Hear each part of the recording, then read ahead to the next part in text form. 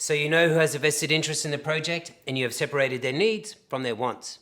You've even matched requirements with some targeted benefits, and you're ready to realise value. Wait a minute, there still might be some obstacles to overcome. Really? Like what?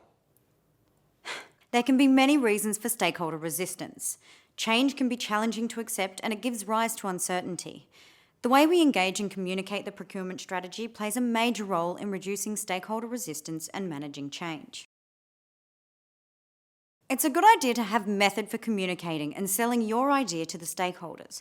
We'll introduce you to the IDQB model, which stands for Issue, Data, Question, Build. This model can be used to structure both formal and informal meetings. It seeks input from stakeholders as a way of building a collaborative solution to an issue, rather than building a solution in isolation and presenting it later. So where do you start? Well, the first step is to describe the issue you are trying to solve. This sets the context for your discussion. You may even identify the issue together, or the stakeholder may advise you. Then you're on to step 2. Data. Take the stakeholder through the information and data you've collected on the issue so far. Engage in a discussion about whether this data supports or refutes the issue, and make sure to ask if there is any other information or data that needs to be considered. Now you're ready for step 3. Question how this issue can be resolved. Root cause analysis can help here. Explore the possible reasons and alternatives to the situation. Justify and weigh up the reasoning and consequences of each approach. Then you build. Build a discussion on the issue and build a consensus on a proposal. The key to the IDQB model is that open communication is vital to the success of any project. But before we do this, let's go down a different track.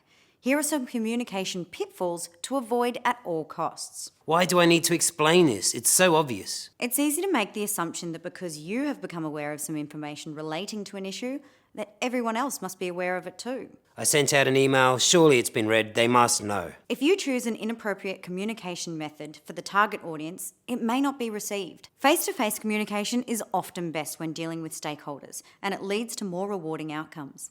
If I need your input, I'll ask for it. Procurement should never believe that they understand all of the issues and don't need to consult with a variety of stakeholders. Stakeholders are a vital source of information and are most impacted by procurement decisions, so their position and experience should always be respected. Work with them to generate ideas.